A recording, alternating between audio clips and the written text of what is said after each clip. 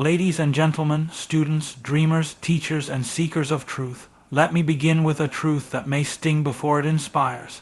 Only 4% of people succeed at the level they dream of, while 96% settle, surrender, or stop.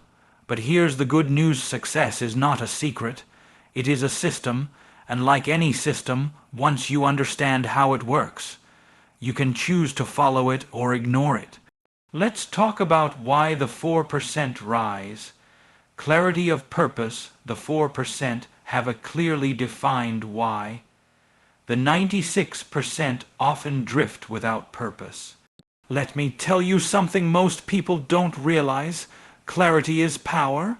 The difference between those who succeed and those who merely survive often comes down to one question: do you know why you're doing what you're doing? The 4% succeed not because they're luckier, more gifted, or even more disciplined, but because they are clear. They wake up each day not just with a to-do list, but with a through line, a deeper intention that gives shape and meaning to their efforts. Psychologically, this is crucial. When we lack purpose, the brain defaults to distraction, to fear, to comfort seeking. But when our why is clear, our decisions gain direction. We begin to filter out noise, say no to the unnecessary, and develop what philosophers call telos, a sense of end, of aim. Purpose is not some grand mission statement written in perfect words. It's the quiet conviction that what you're doing matters, and that you're moving towards something greater than yourself. The 96%, many of them are just busy. They confuse movement with progress. They run, but they don't know where they're going. And eventually, they burn out not from working too hard, but from working without meaning. Purpose is not a luxury. It is the first discipline of success. Without it, effort is wasted, time is lost, and potential is buried under a life of vague intentions. So ask yourself, what am I really building with my life? Because until you answer that, you're not chasing success. You're just chasing motion. Consistency over intensity. Success isn't about big bursts. It's about small steps repeated daily. One of the greatest misconceptions about success is that it requires massive, dramatic action. We've been conditioned to chase intensity, to believe that transformation happens in one heroic leap. But in truth, real change, real achievement comes through consistency. Quiet, disciplined, often invisible effort repeated, refined, and sustained. The 4% understand this. They don't wait for perfect circumstances or bursts of inspiration. They build systems. They honor process. They commit to doing the essential things, especially when no one is watching. And here's where psychology plays a powerful role. Our habits shape our identity. What you do daily becomes what you believe about yourself. Every time you choose to follow through, you reinforce the idea that you are someone who shows up, someone who does the work. That's how belief is built, not by hype but by evidence. Now the 96%, they tend to chase motivation.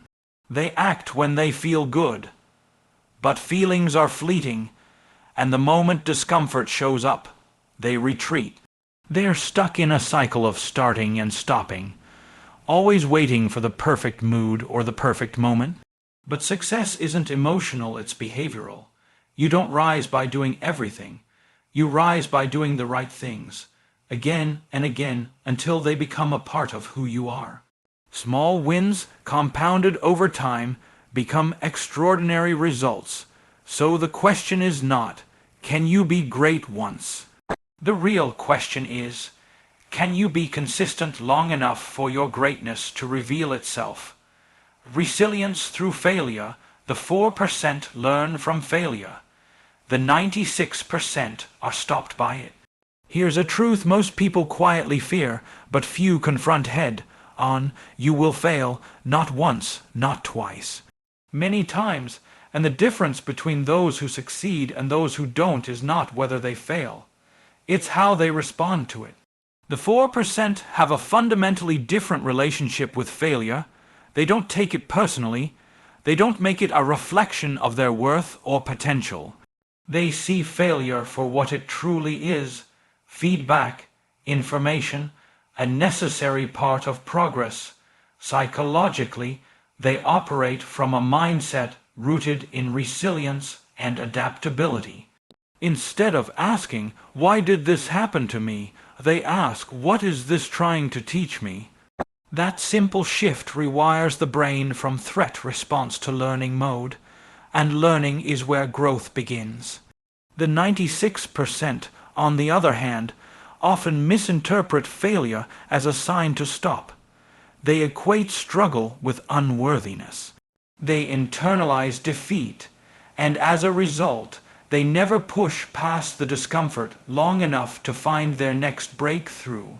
Philosophically, they confuse failure with finality when in fact it's just a chapter in the story.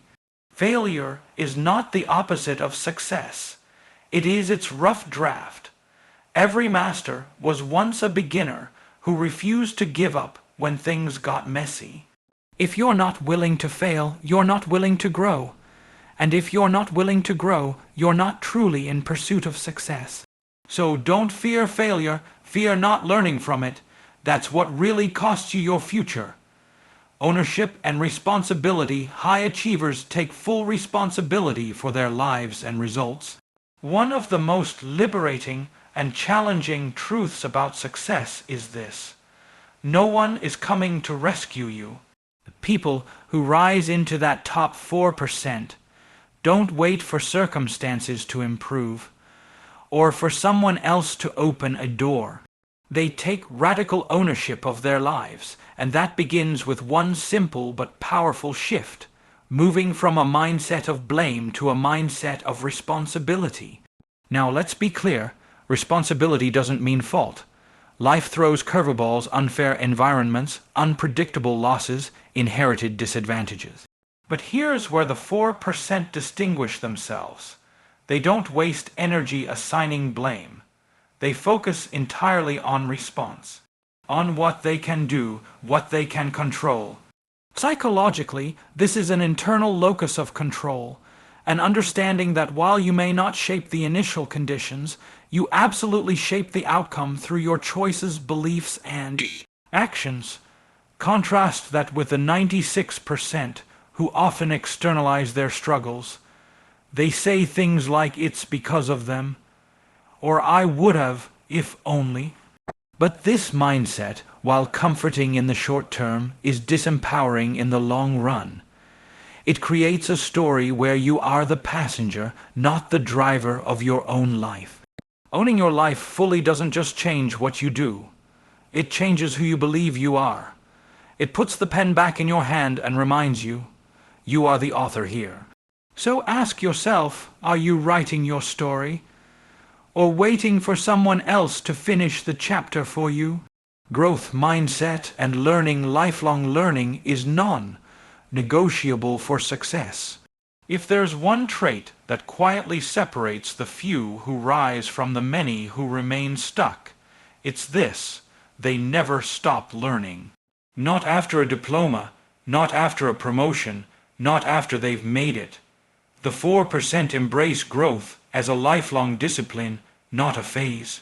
They know that the moment you decide you've learned enough is the moment you begin to decline. Psychologically, this is grounded in what we call a growth mind, at the belief that intelligence, skill, and ability are not fixed traits, but things you can develop.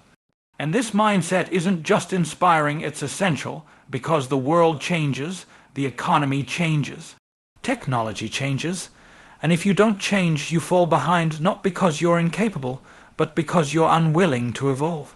The 96% often fall into the trap of certainty. I know this already. That's just not my strength. But the most dangerous place you can be is thinking you've got it all figured out. Philosophically, it's a form of quiet arrogance, choosing the comfort of the known over the challenge of becoming more. The 4% stay curious, they read, they listen, they ask. They don't just consume information. They apply it, test it, refine it. And slowly they build a version of themselves that didn't exist yesterday. Learning is not something you do to succeed. Learning is what success requires. If you want to stay relevant, impactful, and awake to your own potential, never stop being a student. Execution over excuses the 4% act, while the rest wait, worry, or wish. There comes a point in every journey where the planning has been done, the knowledge has been gained, the vision is clear, and yet nothing changes. Why? Because thought without execution is fantasy. And this is where the 4% break away from the rest. They move. They act even when they're unsure, even when the path ahead is foggy. They understand that clarity comes through action, not before it. The mind is brilliant at self-preservation. It will give you every reason to delay. What if it's not perfect? What if I'm not ready? What if I fail? The 96% often surrender to these internal scripts. They wait for the fear to subside, for the perfect plan to appear. But perfection is a myth, and readiness is a choice. What separates the few who build something meaningful is not superior talent. It's the courage to begin before they feel prepared. Philosophically, this speaks to the tension between potential and reality. Potential is beautiful, but it's abstract, untouched. Execution, on the other hand, is messy, exposed, and real. But only in that realness can potential become progress. The 4% don't obsess over being right, they obsess over getting started, over showing up, over refining through doing. Because they know action is the bridge between your idea and your impact. So ask yourself, what idea, dream, or plan are you sitting on, waiting for the perfect moment? Start now, because momentum is not something you find. It's something you build.